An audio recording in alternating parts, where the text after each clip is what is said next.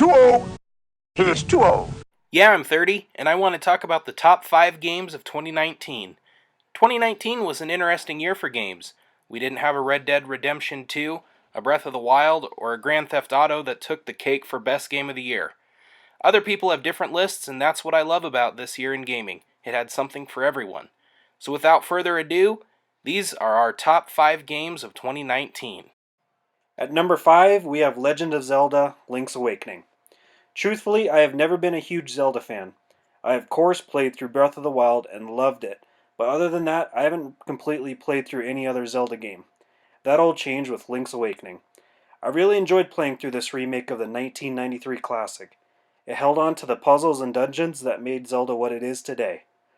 I did have slight troubles when playing on docked mode, as I did experience some framing issues, but it never really affected my experience in a serious way. While the game did feel short as I did beat it the day after I bought it, it was a fun experience through and through. It makes you think how we played these games back then, as the puzzles were very difficult at times. We didn't have the internet to help us out in these times.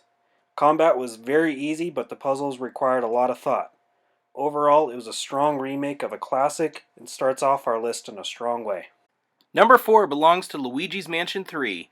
This is the third title in the popular Nintendo series. Having the vacuum pack back on again really brought me back to the days of the GameCube. I was one that skipped the 3DS title.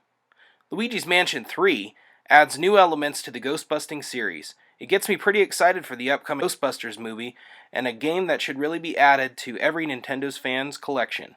While the game was fairly short, it was beaten in about 7 hours, it was charming the whole time and one that I will be replaying in the future. Coming in at number 3 is The Outer Worlds. This is a game that I picked up late but fell in love with right away. It has elements of Fallout New Vegas, a game that lovers of action role-playing games put at the top of their lists. This game should be no different for players looking for a vast and interesting world. While the game isn't perfect, the graphics are a little behind for what we are accustomed to. Even on the Xbox One X, it kept me coming back for more. I spent over 40 hours playing through this game, and there is still more to discover. I would have liked to have more consequences for my decisions, but still having that element was nice in a game this large. With the complete failure of Fallout 76, it is nice to have a game that feels like the Fallout games of old. Our number 2 game of 2019 is Sekiro: Shadows Die Twice. Admittedly, I was never a massive player of the Dark Souls series. However, once I picked up Sekiro, I could not put it down. The feeling of being a ninja gave me memories of playing Ninja Gaiden on the original Xbox. Of course, the game was extremely difficult, and I did have my fair share of deaths. I left the game very satisfied though, with every boss fight victory and with the skills that I had developed throughout my playthrough. Boss fights were always challenging and made you want to quit the game forever, but there was always something that kept me coming back for more. Every time I felt like this was the time that I would get past this boss.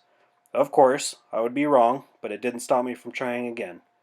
Yes, you will have rage quits, but at the end, you will love this game and it is well deserving of number 2 on our list. Our best game of 2019 is Star Wars Jedi Fallen Order. Give it up for EA. We finally got the Star Wars that we wanted. Yes, we are extremely biased because of our deep love for Star Wars, but it is truly a great game and one that deserves recognition on every Game of the Year list. I pre-ordered this title at GameStop, got it the day before the official release, and got a really cool Black Series figure as a bonus.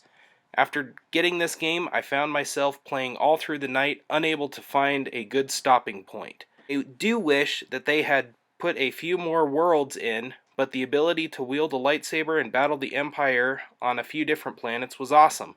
I love the blend of Tomb Raider, Uncharted, and Dark Souls.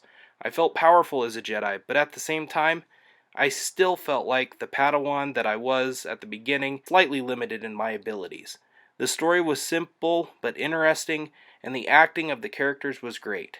Second Sister, unbelievable villain. I really did feel like I was going against a fallen Jedi that had become unhinged. I hope that EA will take the positive feedback from this game and build from it, and develop more games just like this. Well done, EA. Well, that's our list, but I'm sure yours is different. Let us know in the comments what your top games of the year were. As always, like and subscribe, and we will see you in the next video. I'm getting too old for this sort of thing.